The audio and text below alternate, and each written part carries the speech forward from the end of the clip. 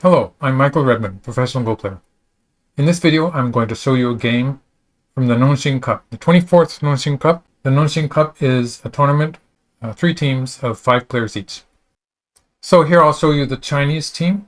That's KJ, Zihao, Lian Xiao, Jiaxi, Tingyu.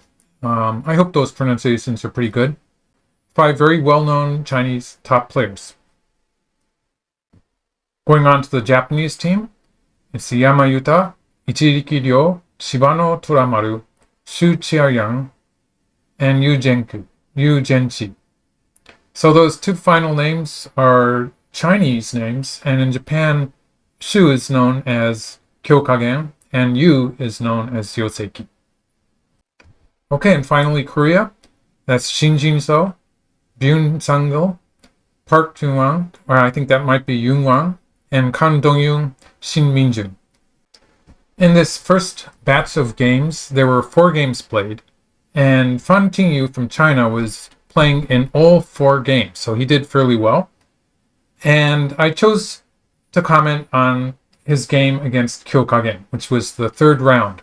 I'm going to show you a graph for each game that was played. So this was the first round, with Tingyu playing against Ichiriki from Japan. So the downward trend here might be distressing if you're in the stock market, but in this graph it just indicates that white won the game. The green line here is the winning percentage. So we can see that black made a mistake early on in the game and could not recover from it. Moving on to round number 2. This was Tingyu from China against Shin Minjun. And again, there's a downward trend for black, and looks like white won fairly handily. Jumping to the final game, in which Tingyu from China played against Kang Dongyun from Korea. Again, we see a downward trend here. And by the way, the pink line here is the point score. So it's pretty much parallel or well related to the green line. Finally, let's take a look at the 3rd round, which was Tingyu versus Kagen. And we can see a lot of fluctuation in the green line, and I think that's why I chose this game, because there are a lot of talking points. It's also interesting to note that the pink line, which indicates the point score, it doesn't fluctuate very much, which indicates that the point score was fairly close throughout the game. While the winning percentage fluctuated, it was actually a close game throughout. So now let's get started. Tingyu from China has the black stones, and Kagen has white. 2, 3, 4 points looking towards each other. According to traditional Go theory, this makes an approach move on the top side very important. And black played here, and white countered with an approach move here.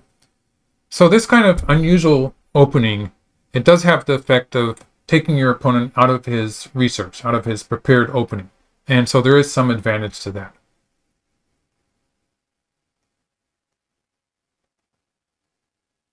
Okay, here if black had answered on the right, I would expect white to be playing some kind of a pincer, maybe here.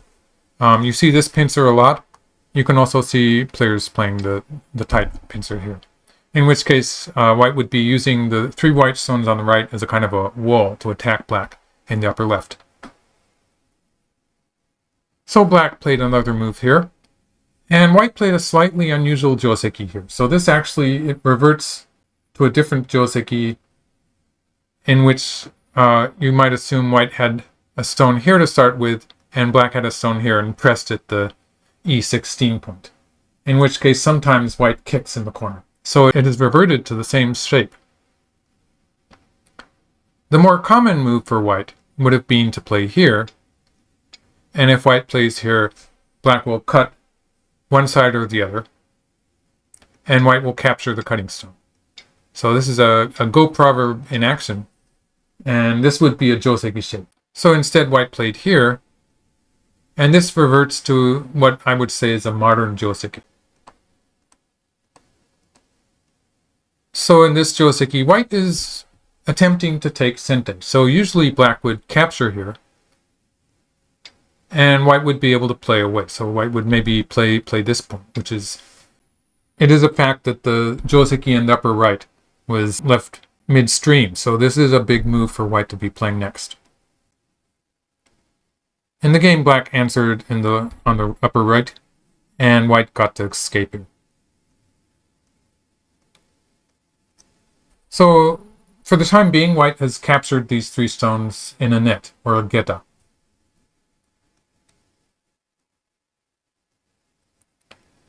And black plays here. So this is an interesting move, and kind of a peep towards the net, but it's not forcing. It's a rather than being a peep, you might say it's more of an invasion towards the right side, the top side of the board. And white played here. With this move, white is trying to put some pressure on the black group on the left. Black is still okay for the time being. Black will have 2 eyes if black plays here on the second line. And black will be able to escape towards the center if black plays on the 4th line. So it's not as if black is immediately going to die if white plays another move there.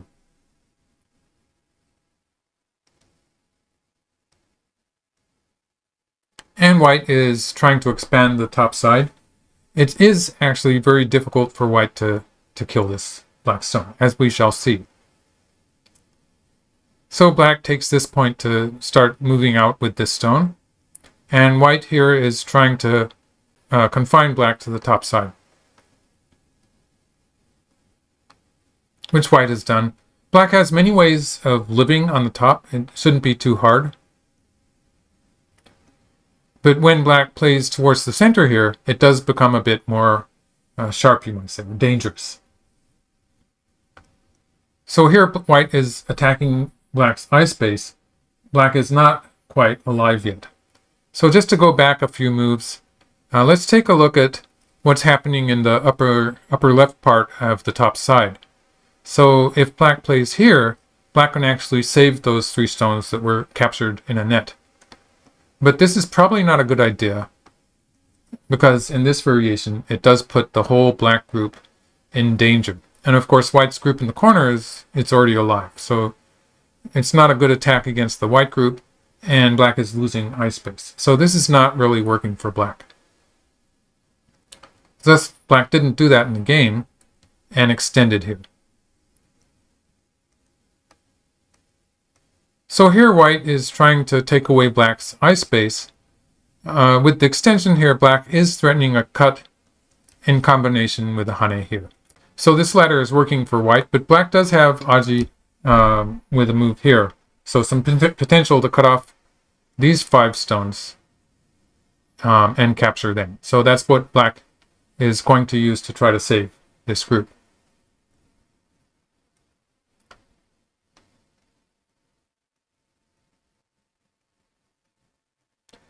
Okay, here white has finally gotten rid of the weakness towards the left. If white had not played that, for instance, if white had played something like this, that would have connected up on the right. Black does have, for instance, moves like this, which are both threatening to capture here, or to capture by pushing through here. So there's a lot of danger here for white. So white's dealing with that with the game move here. And here black is connected up with a Tetsuji at 018. If white cuts, black can extend down, and this group is connected on the first line. In return, white gets to capture these 4 stones on the left. So these 4 stones have been captured, and this black group has escaped. And now white gets to black gets to capture the 5 white stones. So this was a trade. I'd say it was good for white. A slight gain for white. White's whole attack on the top seemed to work fairly well. So this is a point where white should have played here, fixing the shape by playing the cut and then pushing down, forcing black down to the second line. So in this variation, white has strengthened this group on the outside, and this is a slight advantage for white. And it's very subtle, because throughout the game, it's going to be a very close as far as territory is concerned. So it's going to be a close game anyway, but this is an advantage for white. To continue the variation, white will probably play here to flush that black group out, taking black's eye space, forcing black to escape towards the center. And black can escape with this move. If white continues to try to kill black, it will be very dangerous. So white will probably just pull back and allow black to escape. And this looks good for white. This is a good variation for white.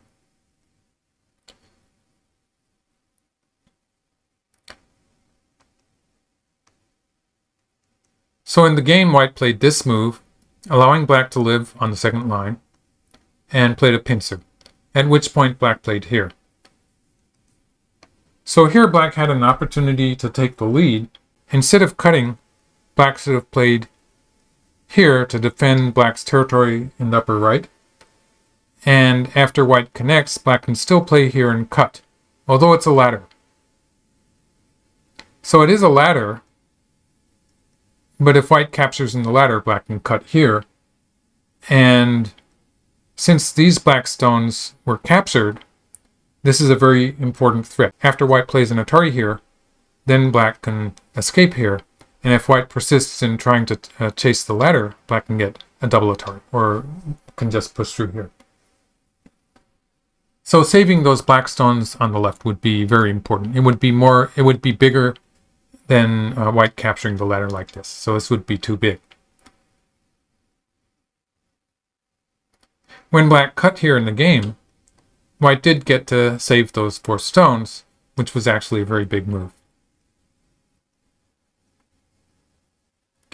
So after this, a lot depends on what happens with the big area that black has surrounded on the right side.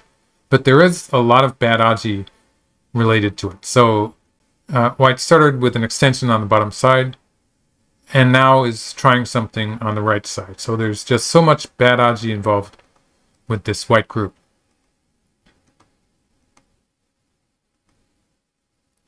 Okay, this is where it gets exciting. It would have been simpler if white had just pulled back and saved all the stones. It is a bit more dangerous when white plays this move. Black connects here. The idea with this move was that, okay, if black had immediately played here and cut, then it becomes a race to capture between this white group and this black group. For the time being, black has to save the 2 stones. So black will play here, and has no way to put these white stones in Atari. So when white plays here, black can't play here, and black can't play here. So both of these would be suicidal. So black has to connect, and white will be able to capture the 4 stones here. So white wins the race to capture. Therefore, black started with this move. So in this case, if white connects here, then black can play this move and cut.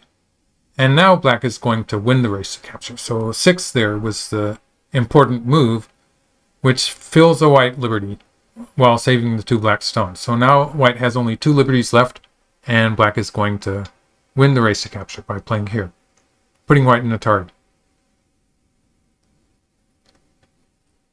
So white played a squeeze and connected here, which is a strange but interesting move. So white probably should have just captured an opponuki here. So this would have been slightly better. And the reason he didn't do that was probably because black can play like this and capture these 2 cutting stones. So this would capture the 2 cutting stones. And in the game, white attempts to prevent black from doing that. But this would still be a good variation for white, and he probably should have done it this way. In the game, white connects, in which case if black plays here and white plays here, then black is not getting quite as much. When black captures the cutting stone, it's not quite as good as it was before. But black connected. So this connection was actually a very big move. And this connection was not as important as the black move. So now black, it looks like black is probably going to capture white on the right side, but it's not all that clear. So there's still a lot of bad aji there. In the game, white just played a hanging connection. This is where my computer wanted white to start trying things on the right side. So if white leaves this, the whole right side is going to be a huge area for black. One of the variations shown went like this. So it's for me, it's a confusing variation. So I'm not surprised if some of the viewers find it difficult to understand. It turns out that white could not make a living shape on the right, but when white played at 13, white was threatening to link up to some of the stones with a jump somewhere around the mark point. So the end result was that white gets to play two moves on the bottom here. So 13 and 15 combined to make a very good shape for white on the lower side. And this would be okay for white.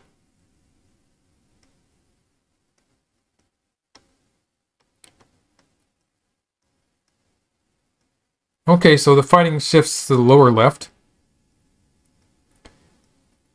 And black is just trying to erase the whole area here. So black does seem to have some territory on the right side of the board, and everything depends on what happens here in this area that white controls.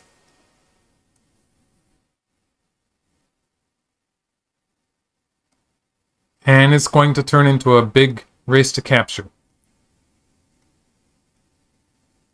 So here black is counterattacking and taking away white's eye space on the bottom side. So this move, with this move, black is looking at potential connections on the second line and also looking at a hole in white's position here on the fourth line.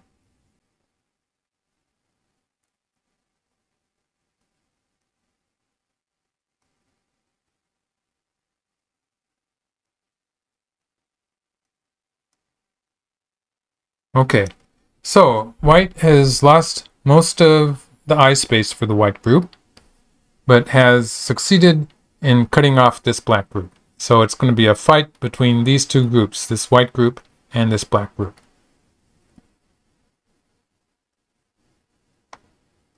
Here black is squeezing from the center, and white escaped. So if white had played capturing the one black stone, then black would have had a squeeze have played a net here, and white cannot win the race to capture. So if white cuts here, black still has two liberties. So black is going to be able to win that.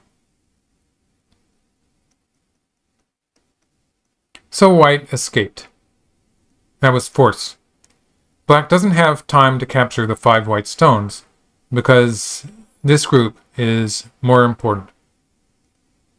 So black plays the bamboo joint, connecting up. White saved these stones. And this is threatening. If black plays another move on the bottom, now white can push through and cut here. So this would capture the 5 cutting stones in the center.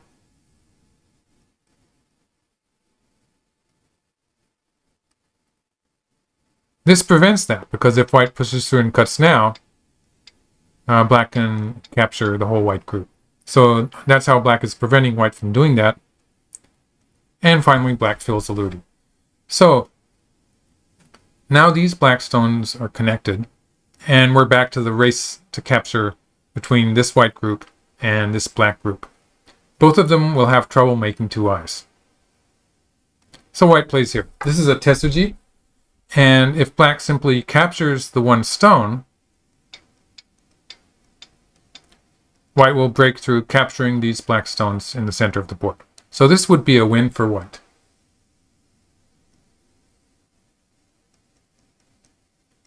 On the other hand, if black pulls back, then white will play here.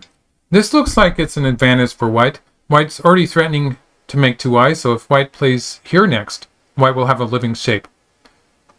Also, white is out into the center here, and if white, for instance, if white jumps at this point, white will be able to increase the number of liberties for this white group. So this looks like it could be a win for white. White's probably going to win the race to capture. So at this point, pushing through here and cutting on the third line, this was a clever move. and black is actually setting up a ko. So the ko involved, white takes the one stone, and black plays here, and captures the one stone, but again, if black takes it here, white will connect and capture black in the center. So this would be a win for white, but black is not going to do that. Black's going to cover here, and black is setting up a ko. So what this stone here is doing is just making capturing here all the more forceful. So basically what black is preventing with that exchange is the possibility of white connecting here and allowing black to capture here. With that cut at c6, capturing here is forcing, and black would be able to live in the corner. So this would be good enough for black. Taking the whole lower left corner, that's a big gain for black. So that would be good. So white connects, and they're in this ko. So at this point of the game, things are still undecided. So it's one of those fluctuations in the graph that I was showing you. And my computer thinks that white is still winning. But it's a very complicated situation in which white has to make use of the aji, the potential, on the right side also. Because if white can win the ko, it's okay, but it looks like black has more ko threats. So white's going to have to make a trade in which this white group on the bottom probably is going to die, and white's probably going to find something on the right side to make up for it. So let's just see how that's supposed to turn out. White starts with a ko threat. This is forcing. At this point, white has finished off the center of the board and the left side. So a trade where white captures these cutting stones. It's the territory is big also, but this kind of trade would be a win for white. Black has ko threats in the center though. So this is a forceful ko threat. And the ko continues for a while. And according to my computer, this was the losing move. So it's a very difficult thing to judge while playing, but I can see the logic of why this became the losing move. So what white should have done is white had to play a ko threat towards the right at this point. So this is making a threat towards black's group in the center. If black finishes the ko, white will play here. And if all these white stones are allowed to connect up, all of these stones here, then white will capture this black group in the center of the board. So black has to push through and cut. So that would be this move. And black can capture those white stones on the right. In the meanwhile, white will probably be able to make a living shape. So something like this, and it looks like white is alive in the center of the board. So white's made some eye space here, allowing black to live on the bottom side, but erasing a lot of black's area on the right side of the board. So this would be a win for white. In the game, white played here, and the problem with this, playing this ko threat before playing the other ko threats towards the center, was that it made the ko more important. So when after this exchange of this stone for this stone, the loss that white incurs by losing the ko has become bigger than it was before. So that's the basic reason for white losing. The fluctuation in points was probably just, it was actually several points. So it's significant even from the human point of view.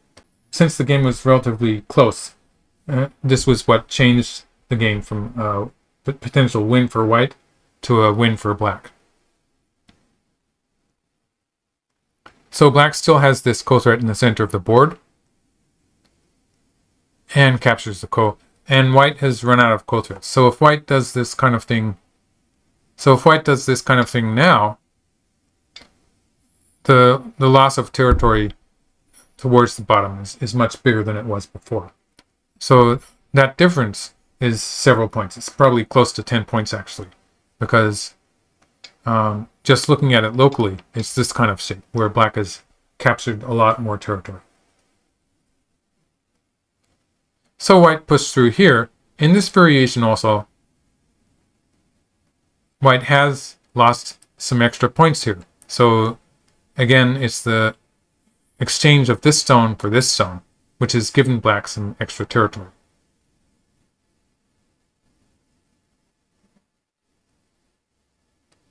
And the game continues with this black move. This is the final big point. So the fact that this trade of the co-trade here ended with black having sente, having the tempo, enabled black to play this very important point, which not only creates a borderline for black's territory on the right, it's actually this move that makes it a territory. So it wasn't really a territory until black played here. And now black has a territory with the best possible borderline. So it's a very big move. And white tries some things. It's just not enough room for white to make two eyes. So white is trying to get some forcing moves from the outside. And we're into an endgame now. Black is winning by a few points. So you can see white is trying things. But in the end, did not really get too much out of the aji. So they're finishing the game. And at this point, white resigned. So that was Fan Tingyu for China against Kagen for Japan. And Fan Tingyu as black won the game. So after the first 4 rounds, Fan Tingyu finally lost to Dongyun. And so Japan has lost 2 players. And Korea has lost 1 player, Shin Minjun. And China has lost 1 player. So China and Korea both have 4 players left, and Japan has 3 players left. Thank you for watching to the end, and I hope you enjoyed the video. Bye.